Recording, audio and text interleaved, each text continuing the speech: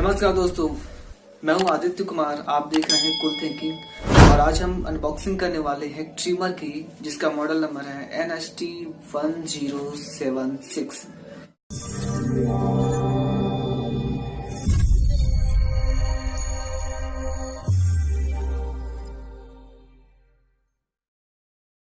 तो दोस्तों, इसकी आज हम अनबॉक्सिंग करने वाले हैं और देखने वाले हैं कि आखिर कौन कौन से कंटेंट इसमें हमको मिल जाते हैं। दोस्तों, जब भी हम ऑनलाइन शॉपिंग करते हैं तो एक्चुअली जितने भी सारे प्रोडक्ट्स होते हैं एक्चुअल रेट उनका बहुत ही कम होता है, मगर shipping charge, delivery charge, tax उनमें जब इन्वॉल्व हो जाता है तो उसकी जो प्राइसिंग है काफी बढ़ जाती है और हमारे जेब पर काफी भारी पड़ जाती है।